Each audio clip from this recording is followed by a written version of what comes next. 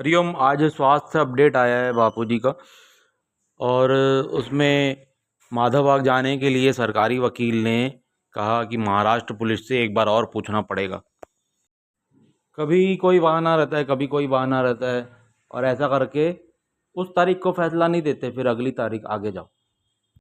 और इतनी गंभीर बीमारियां, ये तो मानव अधिकार है, कैदियों का भी मानव अधिकार है। बीमारी हो तो तुरंत हॉस्पिटल ले जाया जाता है या इलाज मुहैया कराया जाता है। परंतु बापूजी के केस में तो ये कुछ है, हो ही नहीं रहा।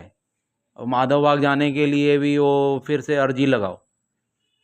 फिर जब वो परमिशन मिले, जब तारीख पे तारीख आए, उसका फैसला हो कि हाँ भैया आप जा सकते हो, तभी वो जाने मिले। पिछले बार माधवबाग जाने की परमिशन मिली थी, है ना, पुलिस वालों का खर्चा आप लोग उठाएंगे। उसके बाद क्या हुआ, परमिशन नहीं ली गई और आश्रम के द्वारा कई सारे रैलियां निकाली गई कई शहरों में, और एक एक रैली में 2.5-3 लाख रुपए खर्चा आया। अगर 20 जगह भी माना जाए तो 60 लाख रुपए खर्च हुआ। और उसके बाद क्या परमिशन मिली कि आरोग्यम में ही इलाज करवाओ और माधवबाग से डॉक्टर आ जाएंगे। तो इसीलिए बापूजी ने कहा भैया आंख खोलो, साधक जागो। ये केवल आश्रम वासियों के लिए नहीं कहा, सभी साधकों के लिए कहा गया है कि जागो और अपनी आंखें खोलो, देखो क्या हो रहा है बाहर। बापूजी का कैसी हालत थी ये हम सभी ने दर्शन कर लिए। आंखें फूली हुई, मुंह सूजा हुआ। जब आंतरिक अंगों को नुकसान होता है ना, तभी ऐसे मुंह सूज जाता है, आंखों के नीचे ऐसे मोटे मोटे आ जाते हैं ऐसा। तो भाई बापूजी का वचन कम से कम मानो, साधक जागो, अपनी आंखें खोलो। और मैंने तो कहा था कि बापूजी के बाहर आने के लिए, बापूजी के स्वास्थ्य के लिए कम से कम एक मीटिंग हो जाए आश्रम में ही। पर हुआ क्या, गुरु पूर्णिमा में गए आश्रम में, वही सब कुछ चलता रहा, वही सेवाएं चलती रही। ये सेवाएं हैं, ये सामान बिक रहे हैं, बस। और उसके बाद शाम को आरती हुई, भंडारा हुआ, भोजन किए, जाओ अपने अपने घर। एक भी व्यक्ति ने बापूजी के लिए कोई बात नहीं की। और आपको बात बताऊं, आप चाहे तो लाइव में देख लो, चाहे आप गए होगे पता होगा, एक भी व्यक्ति के चेहरे पे निराशा नहीं थी और सब हंस खेल रहे थे। हर व्यक्ति, हर साधक के चेहरे पे मुस्कान थी। और भाई बापूजी का हाल जैसा है, बहुत चिंताजनक है। अब मैं बार बार आपको वही चीज़ कहता हूँ, और आप लोगों को पसंद नहीं आती है कि क्या होता है, ज़्यादा लोग देखते भी नहीं। और यहीं कोई षड्यंत्रकारी कुछ लिख देता है ना, तो फिर तो सब सब हजारों हजारों लोग वहाँ चले जाते हैं, एक भी व्यक्ति गलत होने पे आवाज़ तक नहीं उठाता है।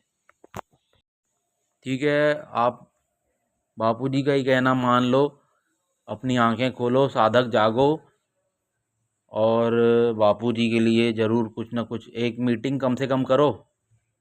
10 लोग बैठ के आपस में बात तो कर सकते हो, 10 साधक बैठ के। उतना ही नहीं कर पा रहे हो तो बापूजी को बाहर कहाँ से निकालोगे।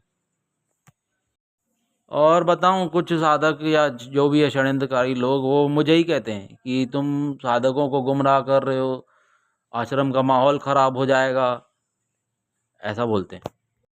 और पहले जो लोग वीआईपी बन के घूमते थे बापूजी के सामने, समिति के बड़े बड़े अध्यक्ष हो गए, अभी तो डोकरे हो गए हैं कि क्या हो गया, बुजुर्ग हो गए हैं, उनकी बुद्धि भी बुजुर्ग हो गई है। बापूजी ने कृपा की, खूब पैसे कमा लिए, वो करोड़पति बन गए, पेट्रोल पंप खोल लिए, किसी ने कोई धंधा खोल लिया, लेकिन बापूजी के लिए क्या किए। सब अपने घरों में बैठे हो, अपने बाल बच्चे पोस रहे हो, पार्टियों में जा रहे हो, मौज मस्ती कर रहे हो, बस कुछ होता है तो फिर सामने आ जाते हो हैं। अरे अभी सामने आकर के और बापूजी के लिए कुछ करना चाहिए, एक मीटिंग तक लेने की तुम्हारी औकात नहीं है। हाँ, यहीं बापूजी की जगह अगर तुम्हारा बाप होता, तुम्हारी माँ होती, फिर तो उसके लिए पानी की तरह पैसा बहा देते, है कि नहीं। और बापूजी ने आश्रम वालों को भी कहा है, आंखें खोलो, जो कुछ हो रहा है गलत हो रहा है, इसका साफ मतलब यही है कि जो कुछ हो रहा है गलत हो रहा है, अभी आंखें खोलो। और मेरे को तो यही याद आता है, रैलियां और ज्ञापन निकलवाए गए, यही साला उन लोगों का ही काम है। बहुत गलत किया।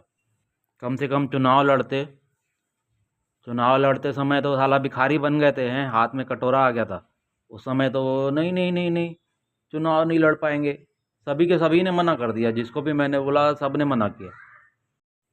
आज मोदी जी फिर से बैठ गए। जाओ वो जाके ज्ञापन सौंपो और न्याय मांगो। हरिओम।